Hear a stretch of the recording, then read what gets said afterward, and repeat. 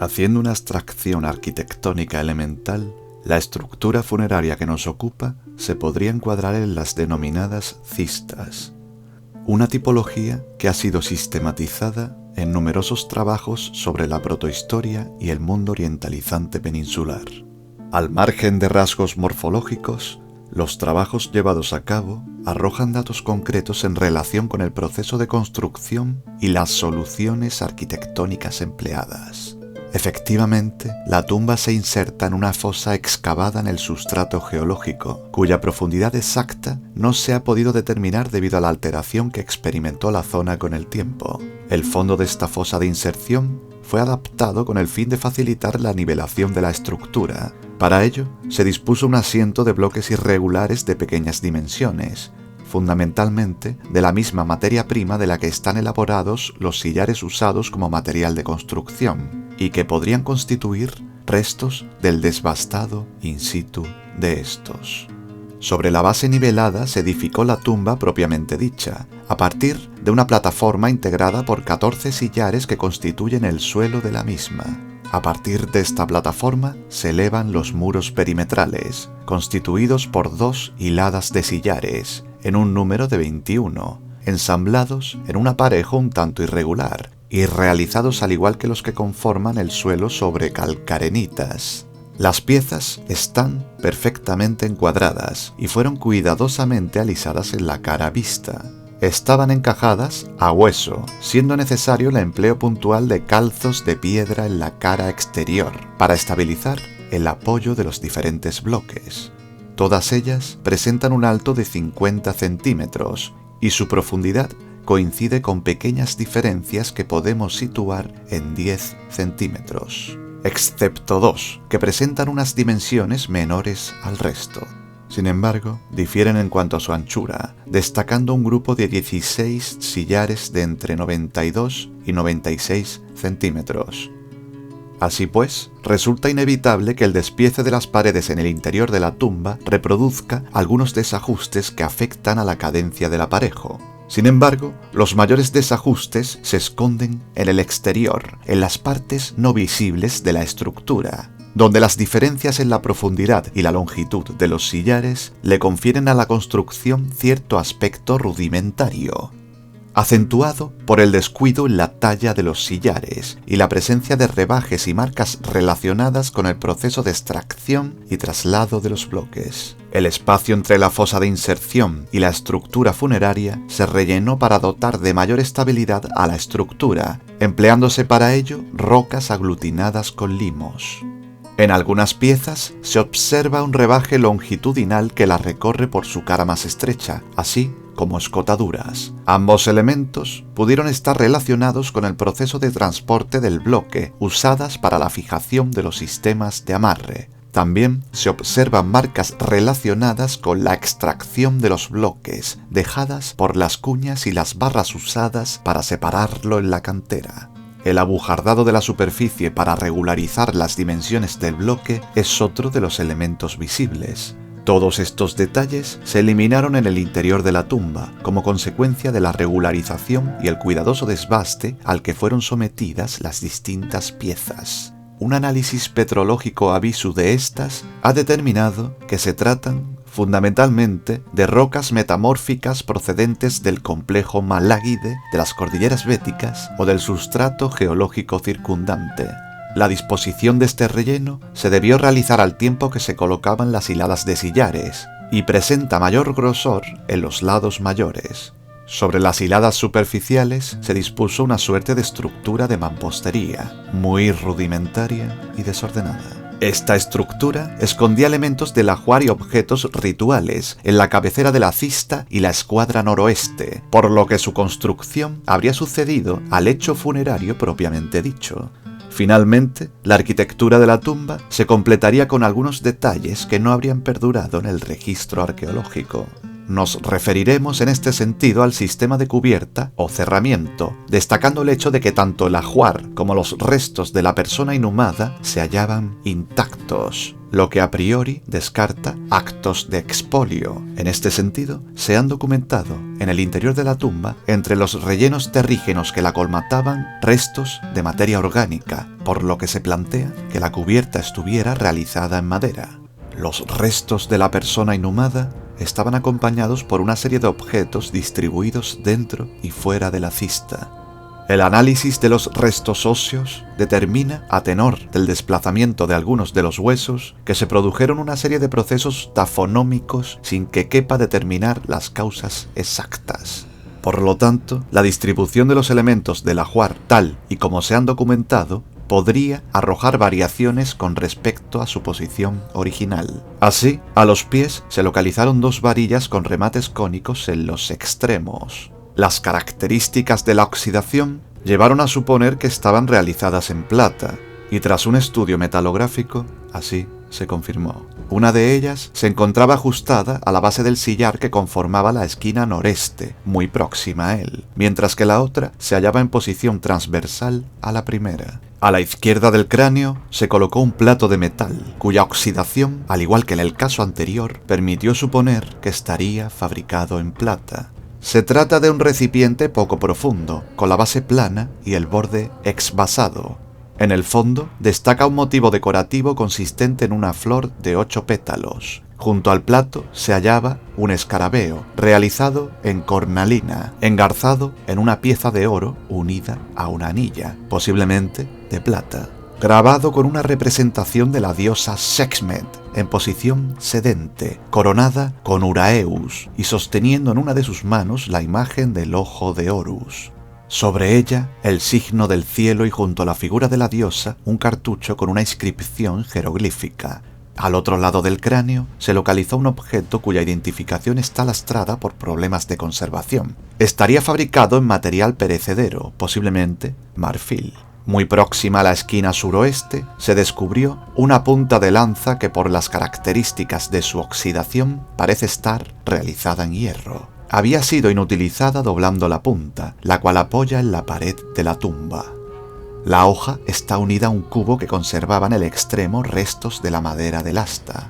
El alto grado de oxidación ha modificado las dimensiones originales de esta pieza. Los objetos descritos se encontraron directamente sobre el suelo de la tumba. Sin embargo, durante la excavación del relleno terrígeno que la colmataba, se pudieron documentar numerosos fragmentos de bronce en un alto grado de fragmentación. Muchos de estos procederían de objetos depositados sobre los sillares o la mampostería y habrían sido arrastrados por procesos tafonómicos al interior. El grupo más numeroso de estos fragmentos se concentraba al oeste de la tumba, sobre la posición que sobre el suelo ocupaba el cráneo y el torso del inhumado, a la altura de la primera hilada de sillares. Pertenecerían a un objeto de grandes dimensiones, posiblemente apoyado sobre la pared, como demostraría el hecho de que los sillares en este punto presentaban una gran pátina oscura. Junto a los fragmentos metálicos se hallaron numerosos fragmentos de madera. La suma de estos datos avalaría la posibilidad de que se trate de los restos de un escudo compuesto por un armazón de madera revestido de metal. Como hemos mencionado anteriormente, apoyado sobre los sillares que conforman la cabecera de la tumba, muy próximos al borde, se localizaron numerosos fragmentos de bronce. Su grado de fragmentación y el hecho de encontrarnos aún en fase de restauración impiden una definición categórica del objeto u objetos.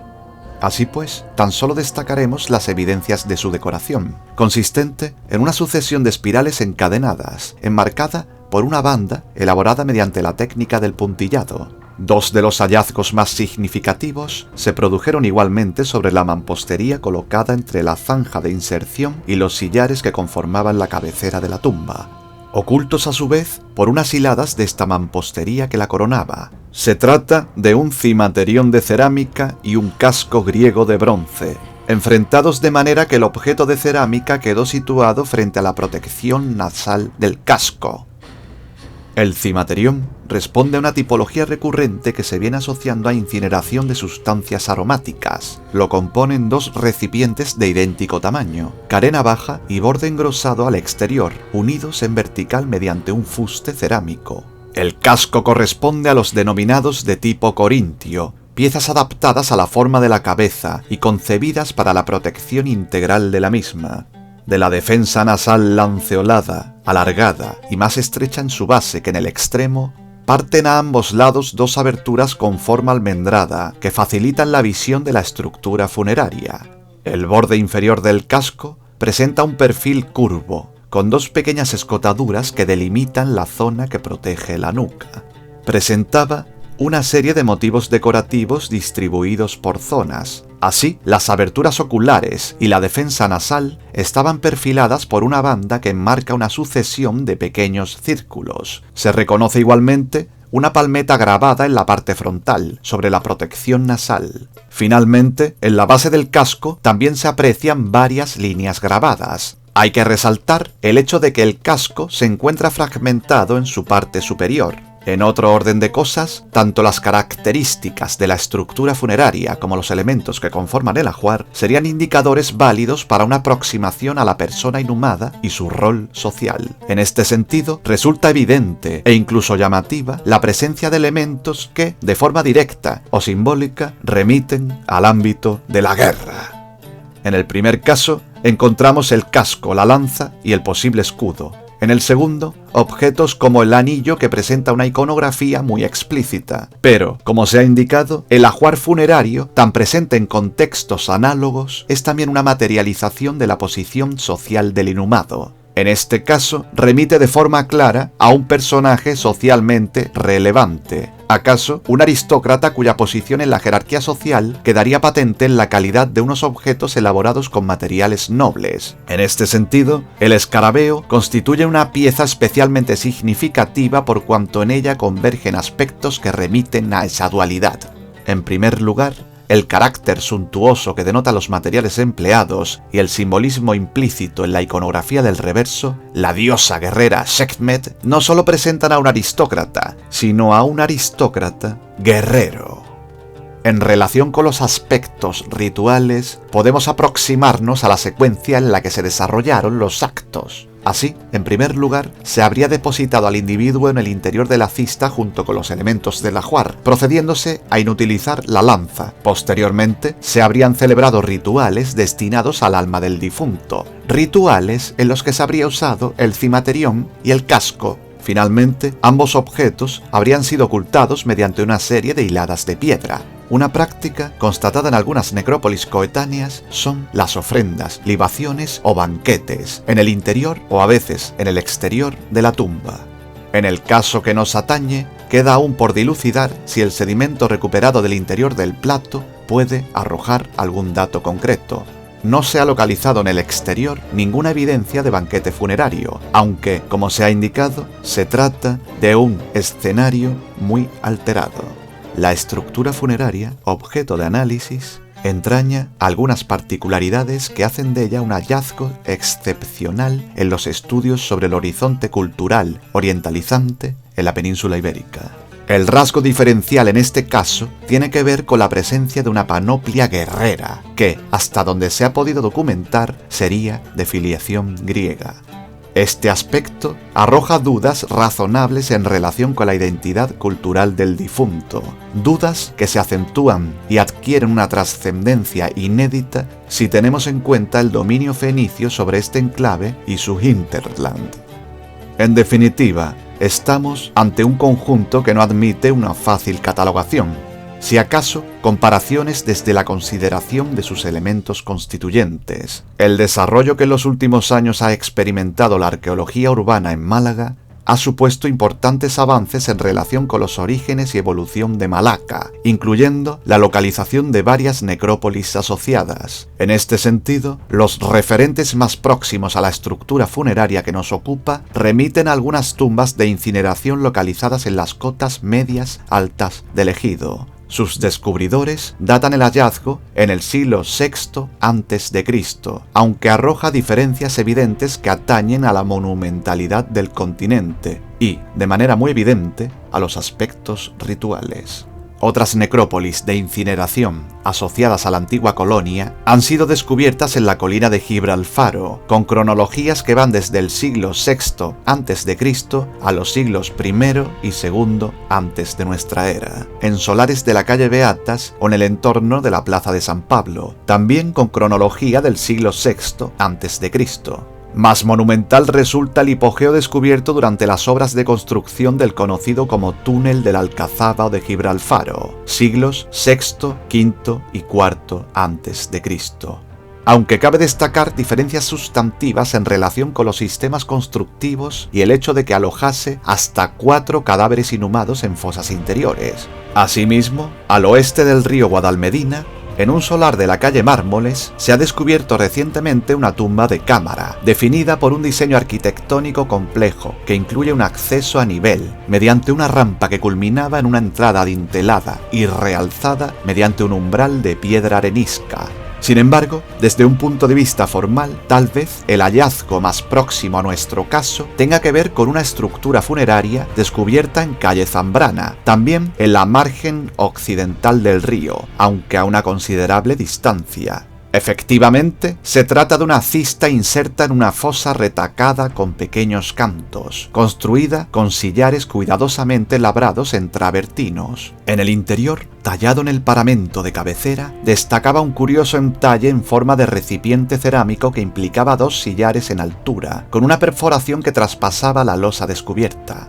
Sin embargo, descubierta de forma casual, la tumba habría sido expoliada de manera que en el interior tan solo se hallaron restos humanos, ni un solo indicador cronológico. Fuera del entorno de Malaca se hallan algunos ejemplos equiparables, muy evidentes en la necrópolis de Jardín, con cronologías de los siglos VI y IV a.C. Para el caso que nos ocupa, llaman la atención las similitudes con la denominada Tumba 21, una construcción inserta en la base geológica y construida con sillares de esmerada factura. En este caso, cabría destacar cierta analogía con respecto al caso que nos ocupa, como la presencia de una sobreestructura de mampostería, que invita a suponer similitudes estructurales, extensivas al plano ritual si tenemos en cuenta que en nuestro caso la mampostería habría servido para ocultar determinados elementos, como el casco y el cimaterión. En la actualidad se está llevando a cabo un estudio antropológico de los restos descubiertos en calle Zambrana, así como un cribado íntegro del sedimento recuperado del interior de la tumba, con el propósito de agotar todas las posibilidades de datación de la misma. En relación a los restos muebles que conforman el ajuar, la panoplia guerrera constituye, como se ha indicado, un caso inédito que le confiere a este enterramiento una singularidad especial. No obstante, los demás objetos cuentan con referentes bien aquilatados en el ámbito colonial fenicio, un hecho que hay que valorar como decisivo a la hora de extraer determinadas conclusiones, sobre todo de índole cronológica. Así, el escarabeo es un elemento relativamente común en estos ambientes. En contextos más cercanos a los de la tumba analizada, nos referiremos a hallazgos como los del Cerro del Villar, en el que figura una representación de Horus, tocado con la doble corona del Alto y Bajo Imperio, y sosteniendo una planta de forma dactiliforme. A su derecha aparece un signo serpentiforme, o bien los recientes hallazgos del Cortijo de San Isidro, donde se han hallado 4 escarabeos asociados a tumbas de cremación. En el ámbito de las necrópolis de Vélez también se han hallado en Trallamar y en Jardín.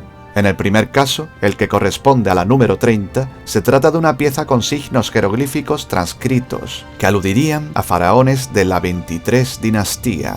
El hallazgo de la tumba 88 presentaba un criptograma relacionado con Amón. Otro hallazgo corresponde a la necrópolis de Lagos, con jeroglíficos que representan uno de los nombres de Tutmosis III, Men-Keper-Re. En el yacimiento de Morro de la Mezquitilla se conserva únicamente la piedra, concretamente esteatita, con representación de una cobra tocada con la corona del Alto y Bajo Egipto, e ideograma de Ra en la parte superior.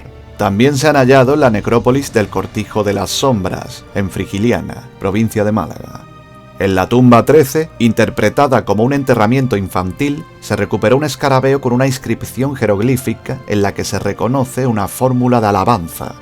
Finalmente, en el asentamiento de toscanos encontramos otro ejemplar en el que se representa la imagen de una figura femenina en posición hierática. Todos los descritos están datados entre los siglos VII y VI a.C., salvo los de Cortijo San Isidro y Morro de Mezquitilla, a los que se le otorga una cronología del siglo VIII antes de nuestra era. En relación a las varillas de plata documentadas en el pie de la estructura funeraria, se han encontrado piezas similares en yacimientos peninsulares, en algunos casos interpretadas como parte del difroi o lecho fúnebre, concretamente como charnelas. En este sentido, fueron interpretadas las descubiertas en la tumba 66 de la necrópolis de Jardín. Las varillas descubiertas en Jardín estaban fabricadas en hierro, de sección circular, y con los extremos remachados terminan en un remate engrosado y corroído que corresponde a un disco o arandela.